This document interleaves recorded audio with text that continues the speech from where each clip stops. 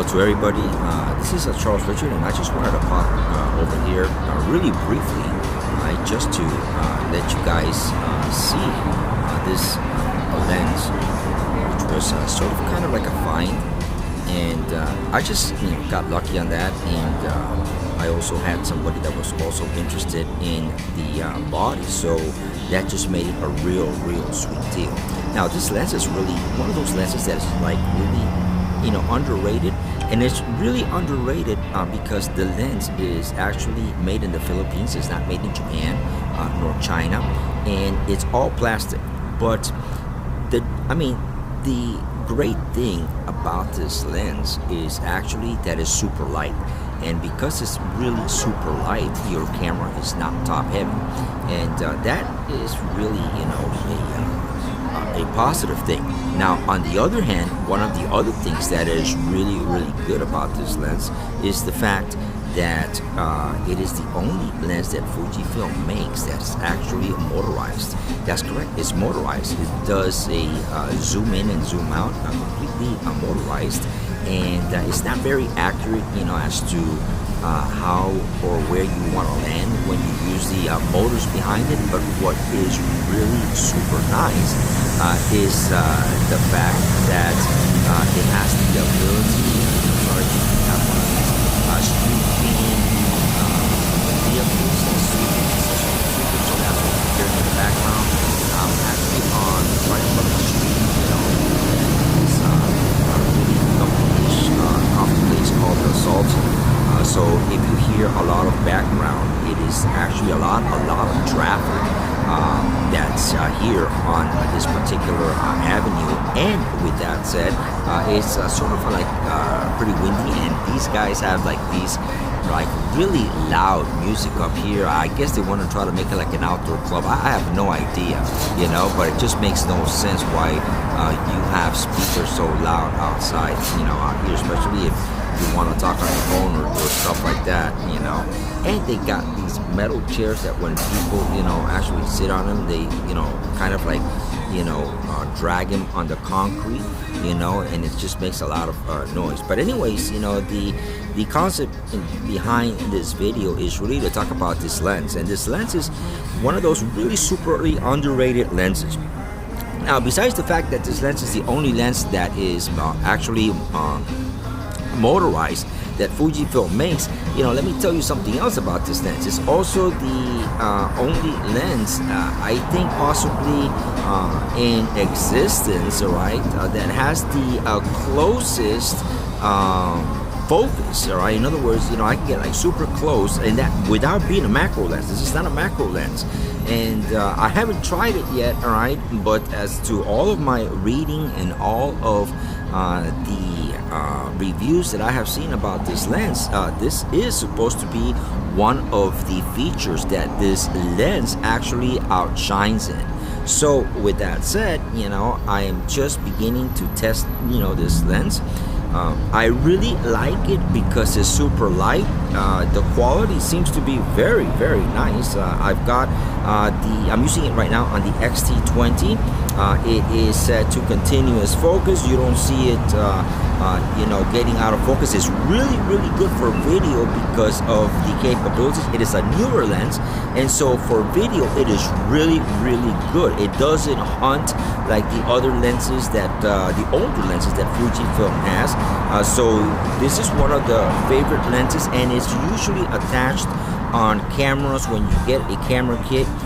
With those cameras that actually are really good for vlogging, like the XT100, which is one of the inexpensive cameras that Fujifilm makes, that actually has, it doesn't have an articulating screen, but it does have a fully a screen that fully flips out, right, to where you can actually see what you are, if you're vlogging, right, you can actually see yourself, right?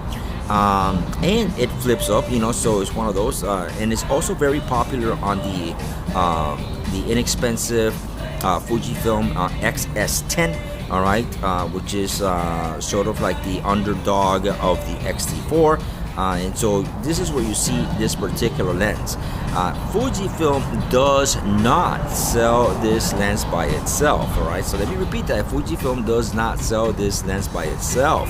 You can find it, all right, you can find it used, or you can find it in a kit, all right, but you can't find it new on neither on B&H nor Adorama nor anybody, right, selling a Fujifilm product, because Fujifilm only uses this lens in a kit.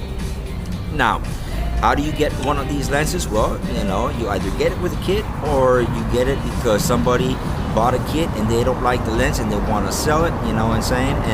And that's really the way that you get it, or because a company like B&H or KEH or MPB or one of these places that buy used equipment, they bought a whole kit, so the lens came with the camera, or somebody sold them the lens, used. That's really the only ways that you're going to be able to get this lens. Now, I do have, just so you know, this is not a fast lens. This lens is a 3.5, and I believe it goes all the way to 6.0 or 6.5, something like that. So it's definitely not a fast lens. Now, I do have an ND filter in front of it. It is right now open to the max, all right, but I do put an ND filter regardless of the aperture, of a lens, whether it's fast or whether it's not fast. And the reason that I put it is because sometimes if I'm outdoors and it's super sunny, it doesn't matter if it's 3.5 or not, you're still gonna need an ND filter to be able to get some of those crispy, cleaner, bokeh-ish, sort of shots that you may want to have.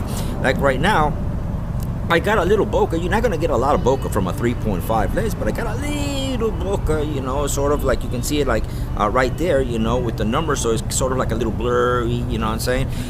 But, that's what you get with the 3.5 lens.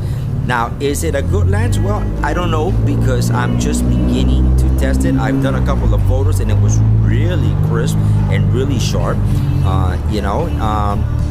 People say it's got some fringing and it's got some this and that, but you know what? I'm not a pixel peeper, and I don't care about those pixel peepers out there. Those people are not the normal viewer, the people that really are used to just viewing videos.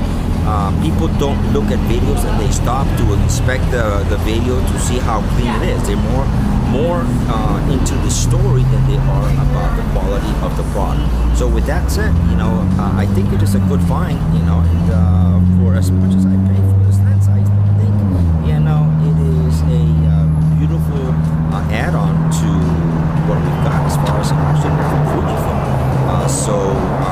Unfortunately, Fujifilm doesn't sell it, you know what I'm saying?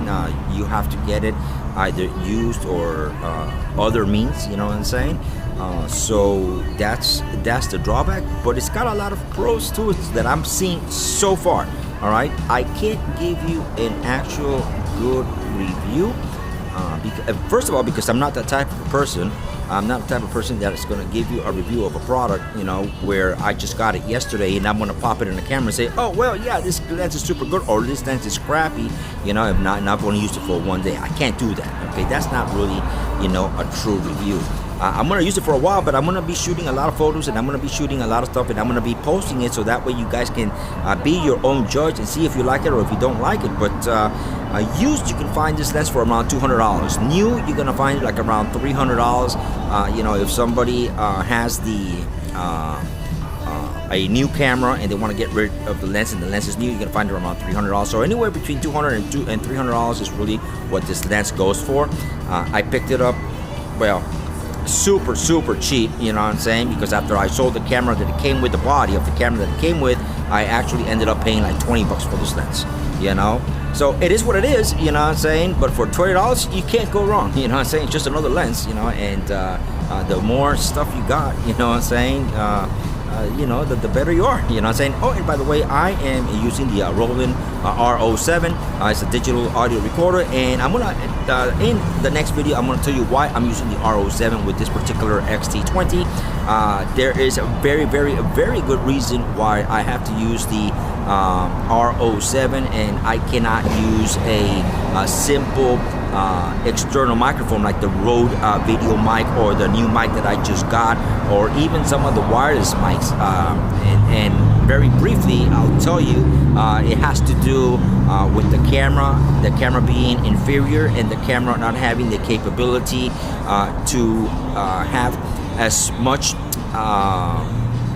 controllability, right, to be able to add or take away from your gain on your audio.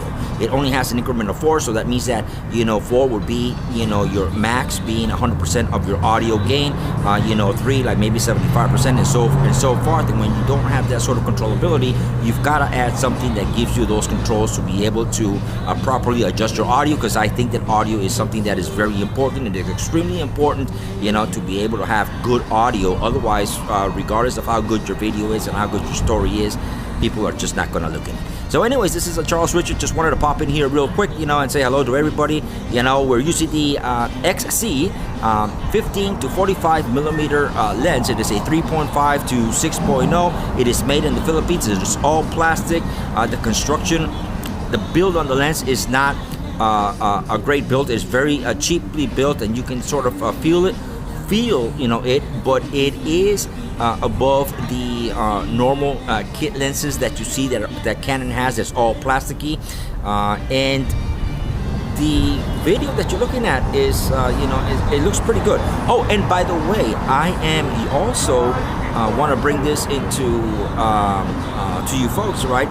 I am using the actual Fujifilm app, all right, to be able to see myself and to control. That's why you're gonna see this video at 720, because if you're recording, you're using the app on your phone to control your camera, you can only record up to 720. Although this camera has the capability of recording 1080 as well as 4K, you can't do it while you're using the app. All right, so just heads up, so anyways, I hope you guys like this, and this is Charles Richard. I'll see you on the next video. Bye bye.